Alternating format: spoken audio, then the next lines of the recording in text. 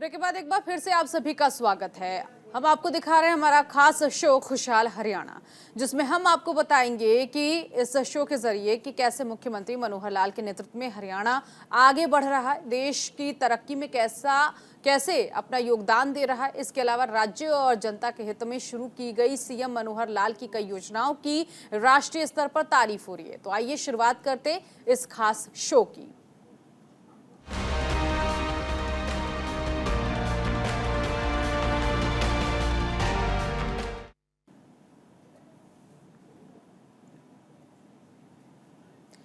तो मनोहर सरकार ने हरियाणा के विकास की रफ्तार को कई गुना बढ़ा दिया है। प्रदेश में कई विकास सुधारों की दिशा में अमल करते हुए एक रिकॉर्ड कायम किया है।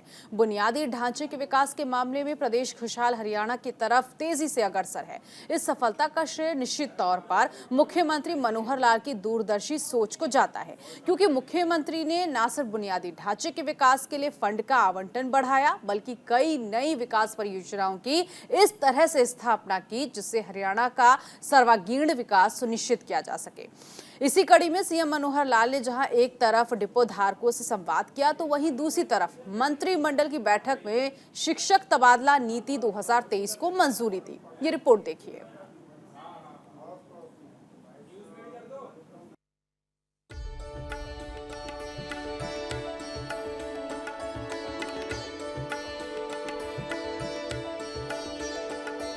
आज मैं जो राशन डिपो धारक, जिनको पीडीएस की दुकानें कहते हैं, ऐसे राशन डिपो धारकों से बात कर रहा हूं।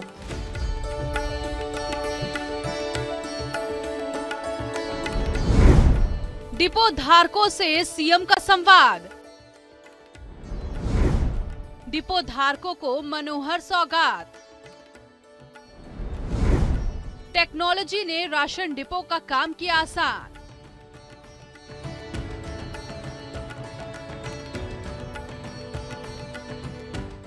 जैसा प्रधानमंत्री जी नरेंद्र मोदी जी ने देश भर में अंत्योदय अभियान चलाया है, और उस अंत्योदय अभियान के अंतर्गत हर गरीब व्यक्ति की पेट की भूख मिटाना, ये उसका उद्देश्य है। और उसी उद्देश्य के माध्यम से एक प्रकार से योजनाएं चलाई गई।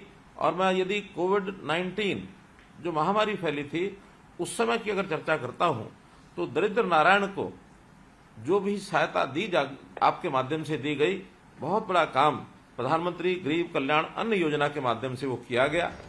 मुख्यमंत्री मनोहर लाल के नेतृत्व में खुशहाल हरियाणा का सपना साकार हो रहा है। प्रदेश तेजी से चहुमुखी विकास की तरफ अग्रसर है।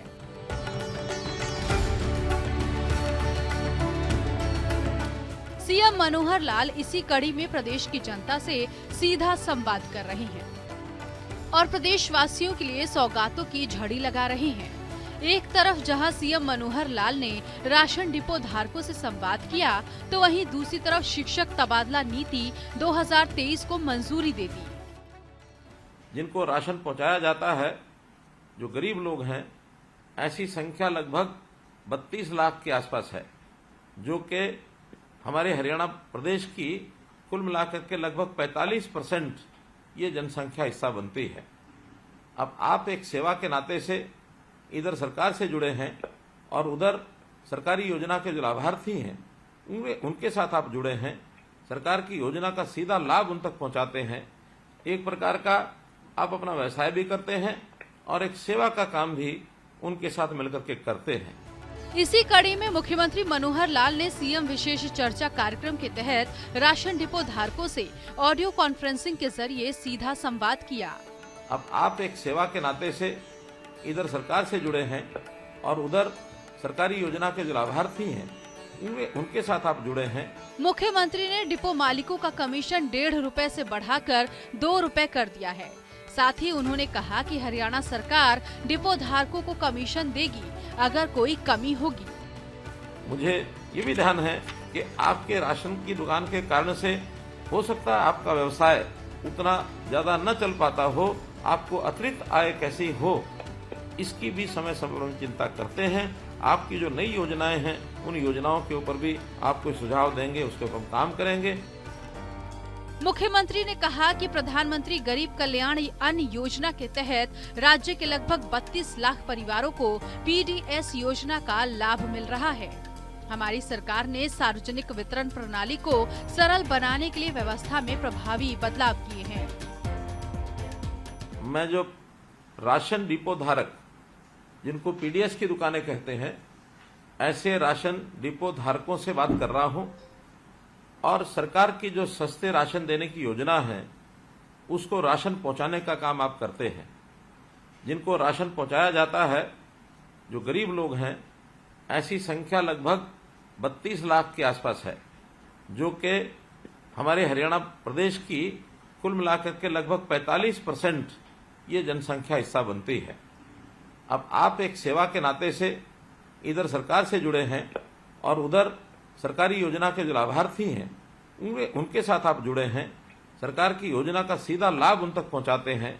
एक प्रकार का आप अपना व्यवसाय भी करते हैं और एक सेवा का काम भी उनके साथ मिलकर के करते हैं। तो एक बहुत बड़ा काम है। इसलिए आपसे बात करके आज मैं जरूर इस बात की जानकारी बाद में लेना चाहूंगा कि कहीं आपके कार्य करने में कोई कठिनाई आ रही है अथवा जो लाभार्थी हैं, जो राशन प्राप्त करते हैं, ऐसे लोगों को कठिनाई आ रही हो तो आप सीधा अगर हमको जानकारी देंगे तो निश्चित रूप से इन समस्याओं को भी हम दूर करेंगे। अब सारा काम पारदर्शी तरीके से ऑनलाइन किया जा रहा है, जिससे लाभार्थियों के साथ साथ डिपो धारकों को भी किसी परेशानी का सामना नहीं करना पड़ेगा। टेक्नोलॉजी ने भी उसका सहारा लिया है। उस समय राशन हमारे पास पहुंचता था, राशन लेने वाले आते थे, बहुत से लोगों को उनकी शिकायत होती थी कि हमको राशन नहीं मिला, हमको राशन कम मिला, हमारा राशन कोई और ले गया, हमारा राशन कार्ड कट गया। ऐसी बहुत सी चीजें ये सब होती थी। पुराने राशन कार्ड, उनके अंदर सदस्य बढ़ाना, सदस्य कम करना, ये भी आसानी से होता नहीं था। तो ये सब चीजें हमारे माध्यम से ही होती थी, लेकिन अब टेक्नोलॉजी के माध्यम से ये सब चीजें बहुत सरल हो गई हैं, बहुत आसान हो गई हैं। कभी कभी तो राशन आने का समय निश्चित नहीं होता था, लोग हमको पूछते रहते थे कि राशन कब आएगा, कब नहीं आएगा, और आप जैसे लोग भी ये सुन सुन के जवाब दे दे के कई बार थक जाते थे।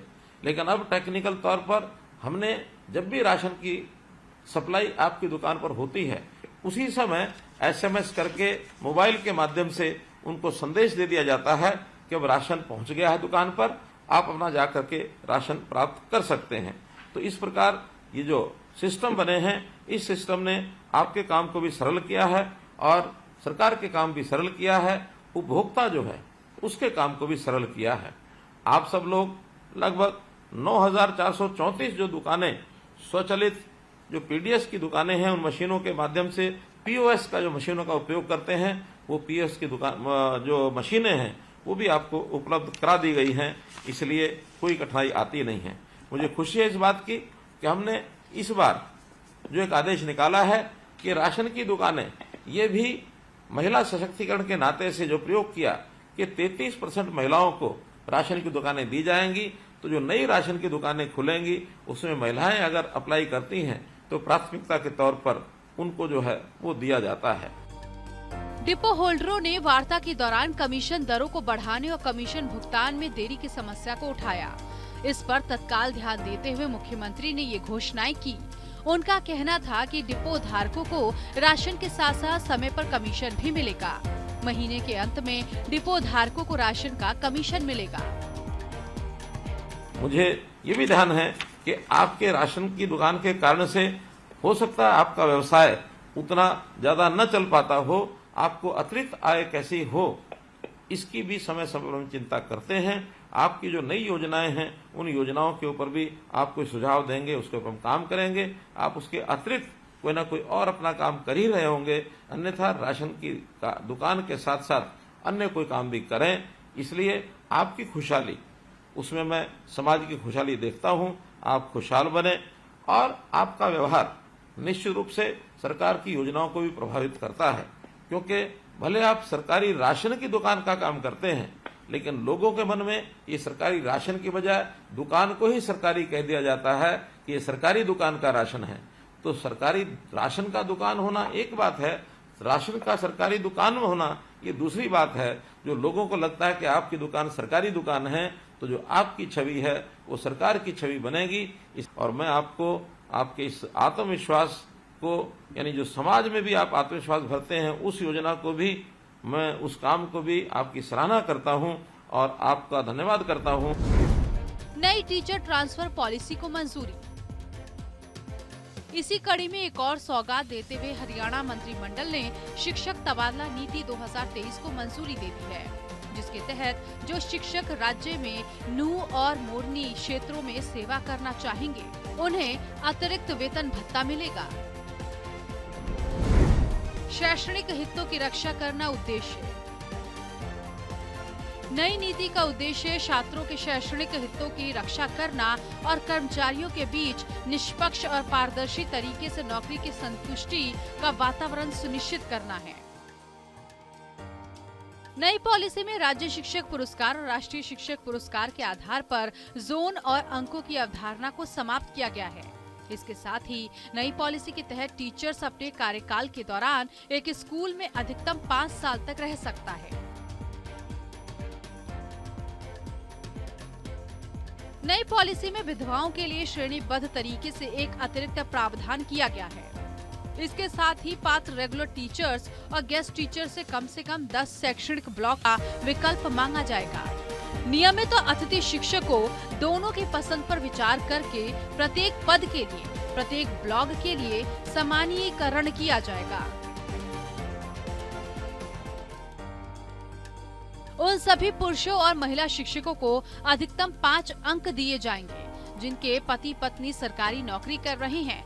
जिला काडर होने के कारण CNB शिक्षकों को जिले के भीतर उनकी पोस्टिंग सुनिश्चित करने के लिए TGT काडर के शिक्षकों की तुलना में उनके जिले में प्राथमिकता दी जाएगी। हरियाणा सरकार ने शहीद सैनिकों के परिवार के लिए अनुकंपा नियुक्ति नीति 2023 को संशोधित किया है। ये नीति भविष्य में युद्ध से हताहत होने वाले सैनिकों के सदस्यों पर लागू होगी।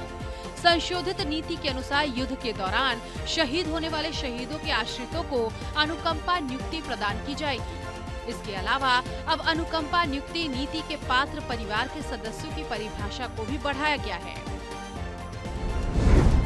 इन फैसलों पर भी लगी मुहर। अनियमित जमा योजना अधिनियम 2019 पर प्रतिबंध लगाने के लिए नियम उद्योग एवं रोजगार नीति 2020 के तहत MDA योजना में संशोधन को मंजूरी। सूक्ष्म एवं लघु उद्योगों को अंतर्राष्ट्रीय मेलों के लिए 50,000 बोर्डिंग शुल्क, राष्ट्रीय मेलों के लिए 25,000 बोर्डिंग शुल्क दिया जाएगा। MSME के विकास के लिए पद्मा नीति की अधिसूचना में संशोधन को मंजूरी। पद्म पुरस्कार विजेताओं को 10,000 रुपए मासिक मानदेय। विजेताओं को जीवन पर्यंत सम्मान राशि मिलती रहेगी।